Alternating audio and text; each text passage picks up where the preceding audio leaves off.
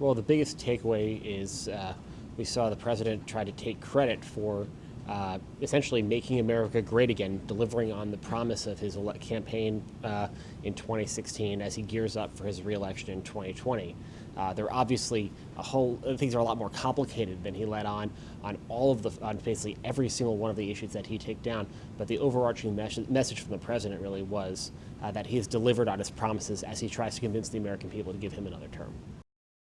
We saw Speaker of the House Nancy Pelosi tear up her copy of the speech when the president finished, but Republicans were resoundingly in favor of the president's remarks. It sort of left behind a lot of the acerbic rhetoric that he is known for on Twitter, at least for one night. The question is, how will it be viewed by the center?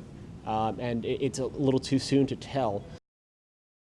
There are certainly partisan elements to this speech, but the broader themes were definitely aimed at a wider audience. It was aimed at people who maybe feel more economically secure than they did 4 years ago, but don't like the way President Trump is carrying out his day-to-day duties. And that he's essentially arguing to them, if you like the way things are, don't change it. From that snubbed handshake at the very beginning to Speaker of the House Nancy Pelosi tearing up the speech at the end, some jeers and chanting and shouting all throughout the address. It was tensions were certainly heated in this moment, and sort of a reflection of where politics are in this country. The president didn't need to address impeachment. Everyone sort of walked in there, or who was tuning in on television, knew that that impeachment has been underway. The president was impeached last year. This trial is going to reach its conclusion on Wednesday. The president is going to be acquitted. There were not nearly enough votes to remove him from office, and he's going to claim victory. So he didn't feel the need to sort of banging the gong on that and start firing off fireworks and celebrating a little prematurely.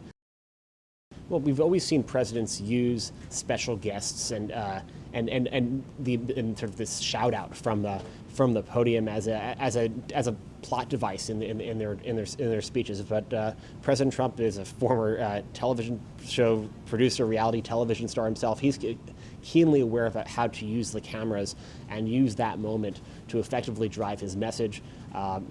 Reuniting a military family in the box, giving a Presidential Medal of Freedom on live television in sort of a surprise move. All of those things are sort of consistent with the way the president has approached television appearances throughout his presidency, and also were fairly effective.